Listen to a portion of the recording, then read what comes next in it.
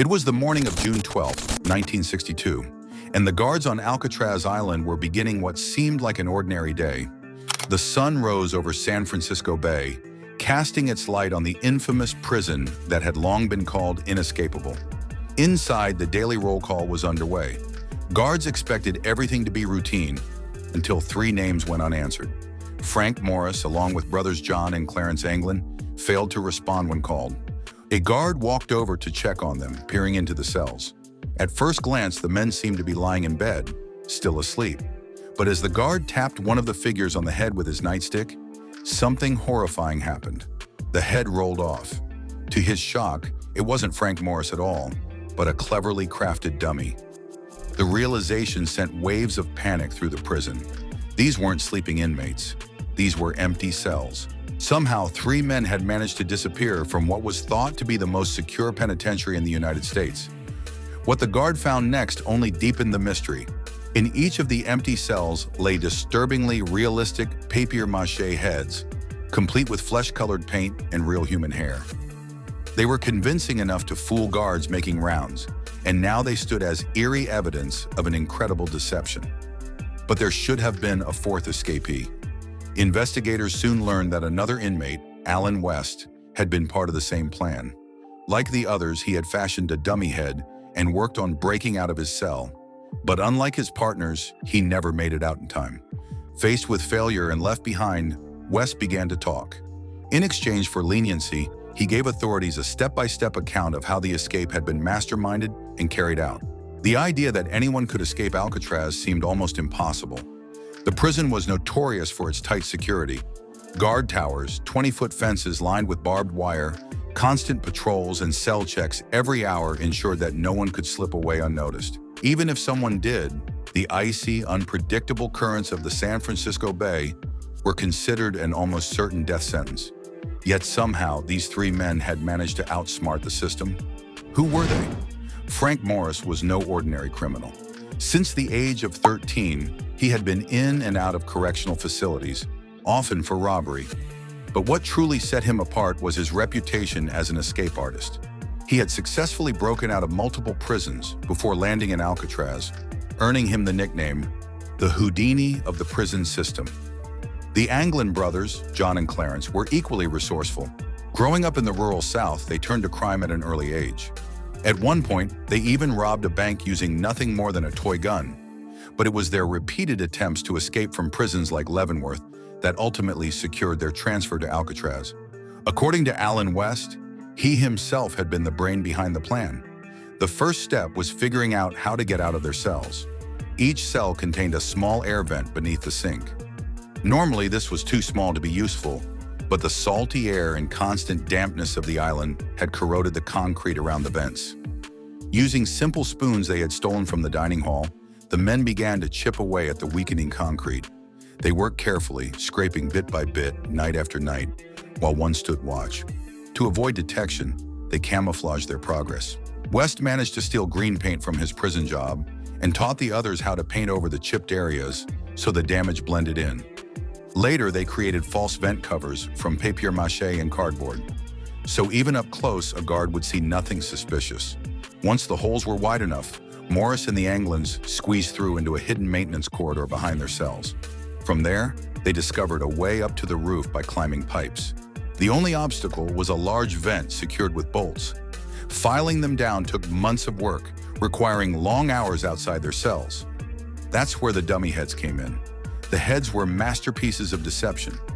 Made from a mix of soap, plaster, cement, and papier-mâché, they were painted to look like human skin. For realism, Clarence Anglin managed to sneak real hair clippings from the prison barbershop and glued them onto the models.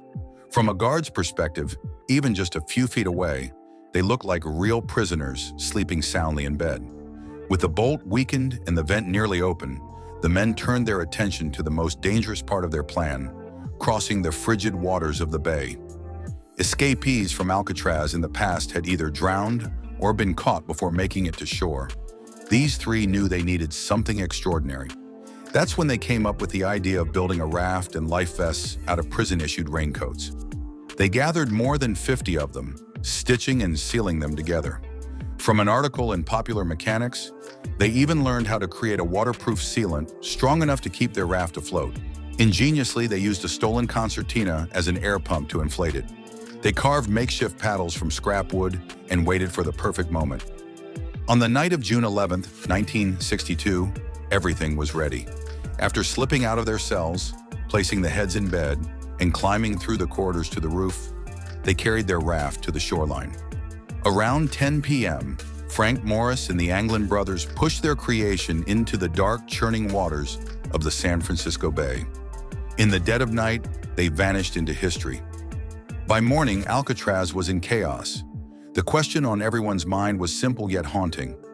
Had they survived?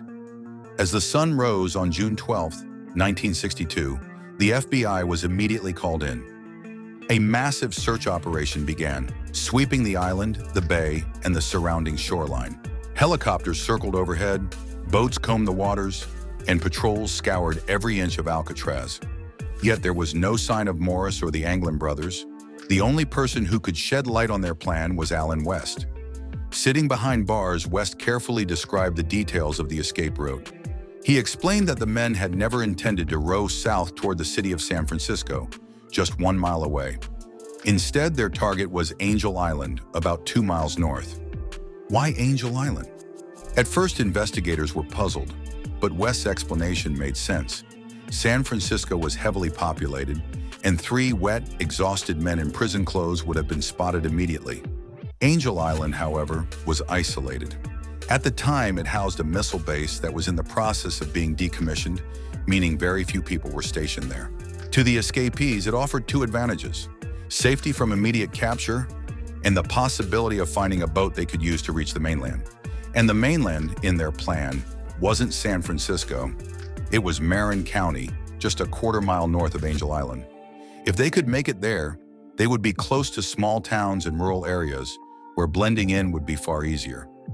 From there, their plan was simple: steal a car and disappear. This testimony matched clues discovered in the following days. Searchers found a makeshift wooden paddle floating in the bay near Angel Island, identical to the ones West had described. They also uncovered a sealed packet made from the rubber of raincoats, containing personal photos of the Anglin family. These findings suggested the men had at least made it to Angel Island. Yet, despite the evidence, the FBI officially closed the case on December 31, 1979, after 17 years of investigation. Their official stance was that the escapees had most likely drowned in the cold, dangerous waters of the bay. The case was turned over to the U.S. Marshal Service, who would keep it open in the event of new leads. For decades, the story of the Alcatraz escape lay dormant, a legend whispered about but never fully solved. Then in 2003, U.S. Marshal Michael Dyke revisited the old files. What he discovered reopened the mystery. Digging through Marin County police records, Dyke found a report of a stolen car filed on the very night of the escape. The vehicle was a 1955 blue Chevrolet. More intriguingly, the witness who reported it missing said they saw 3 men inside. At the time, this detail hadn't meant much, because news of the escape had not yet spread. But now it suggested something startling, that Morris and the Anglin brothers might have made it to the mainland after all. The trail didn't end there.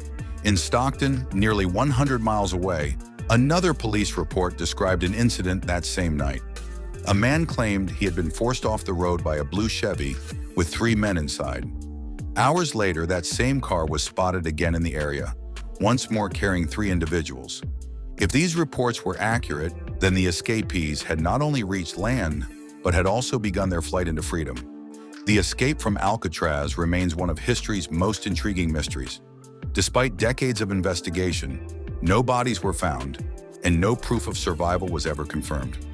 Family claims, postcards, and alleged photos only deepen the enigma.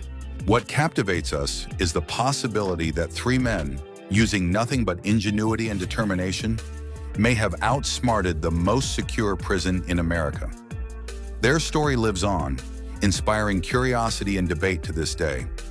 If you enjoyed this deep dive into one of the world's greatest mysteries, make sure to like this video, subscribe, and stay tuned for more untold stories.